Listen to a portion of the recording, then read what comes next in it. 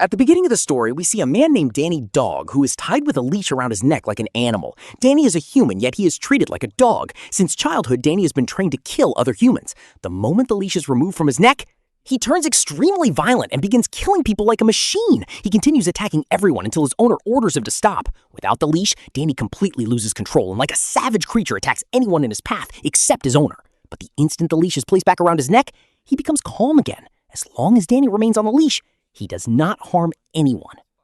During these fights, Danny often suffers severe injuries. However, his owner has trained him so brutally that he feels no pain.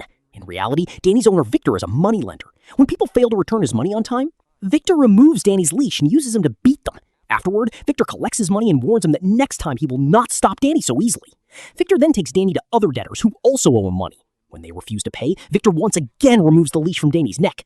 Danny immediately loses his senses and attacks them violently, forcing them to hand over the money. Despite making Victor's dangerous work effortless, Danny has shown no respect. Victor constantly insults him and treats him like nothing more than a dog. Instead of being given a room to sleep in, Danny is locked inside a cage like an animal. One day, after returning from a brutal fight, one of Victor's men notices that Danny's head is bleeding badly. He informs Victor that Danny is seriously injured. But instead of helping him, Victor coldly tells Danny to bandage his own wounds. Danny's mind is innocent, like that of a child, and he has no idea how to do it. He has never seen the outside world and spent his entire life inside this cage. He lives completely alone with no one to talk to. One night, Danny finds a book inside his cage filled with alphabet letters and pictures. He slowly flips through the pages, staring at the drawings. Suddenly, he comes across an image of a piano. The moment he sees it, he gently touches the picture, as if he shares a deep connection with it. Just then, Victor brings a woman home. As Victor is about to get close to her, she notices Danny trapped in the cage below. Terrified by the sight, she screams and runs away. Victor's night is ruined, and his anger explodes. In a rage, he begins shouting abuses at Danny. But Victor's words no longer affect him, as Danny cannot understand right from wrong anymore. The next day, Victor takes Danny out for work once again. This time, they arrive at a boxing club to collect unpaid money. The club owner steps forward and presents a powerful wrestler to face Danny. The owner believed Victor would run away in fear, but when Danny quickly overpowers several of the owner's men, the wrestler loses his courage and refuses to fight. The wrestler warns his boss to hand over the money, saying that Danny will defeat everyone if they resist. Victor then takes Danny to meet a highly influential man who also owes him money. This man is a powerful smuggler dealing in human trafficking. Because of the man's influence, Victor approaches him politely and asks for the payment. The man is extremely clever and understands that if Danny's leash is removed, none of them will survive. So before Victor can react, the man suddenly grabs him and begins beating him mercilessly. All of this happens right in front of Danny's eyes, yet Danny does nothing because the leash is still fastened around his neck. The man then orders his men to kill Victor. After giving the command, he leaves the scene to handle a business deal elsewhere. Meanwhile, Victor somehow manages to free himself from the attackers. He immediately removes Danny's leash and orders him to finish everyone. The moment the leash comes off, Danny goes berserk and attacks them brutally. More goons rush in, but Danny takes them down as well.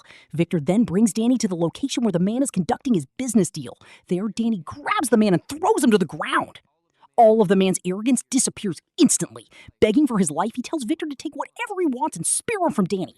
Victor knows that this man is involved in gold and diamond smuggling. He opens the man's bag and steals all the gold and diamonds inside. At this point, we are introduced to a man named Tom, who organizes illegal fights. Tom is deeply impressed by Danny's fighting abilities. Although Victor has already taken gold and diamonds in place of the money, he remains furious with Danny. Victor is angry because he was being beaten earlier while Danny stood there doing nothing. Victor's men shove Danny the car and drive back to their base. On the way, Victor vents his anger, saying that Danny watched silently while he was being attacked. Victor tells Danny that he will never change and will always remain an animal. Danny listens quietly without responding. Several days pass and Victor punishes Danny by denying him food and water. Danny remains locked inside the cage, weak, hungry, and thirsty. After a few days, Victor releases him because he needs. Collect money from another man. However, Victor is now afraid that Danny might make another mistake. Before going in, Victor explains the plan to Danny carefully. He tells him that he will enter first and demand the money. If they refuse to pay, Victor will press a remote that turns on a red light. The moment the red light appears, Danny must immediately go inside and attack. Victor repeats these instructions again and again to make sure Danny understands. Victor then enters the place with his men. Danny stays outside, staring fixedly at the light. He waits for a long time, but the red light never turns on. Meanwhile, Danny's eyes fall on a broken piano, the same one he had seen in a drawing inside a book a few days earlier. Drawn toward it, He walks over and gently begins touching the keys. At that moment, a man named Sam approaches from behind. Sam is blind and works as a piano teacher. He also repairs damaged pianos and has come there to fix this one. Sam calls Danny closer and asks for his name. but Danny does not reply. Sam explains that he is there to repair the piano and needs Danny's help. He tells Danny that he will move to the other side of the piano. Sam instructs him to press the keys whenever he gives a signal.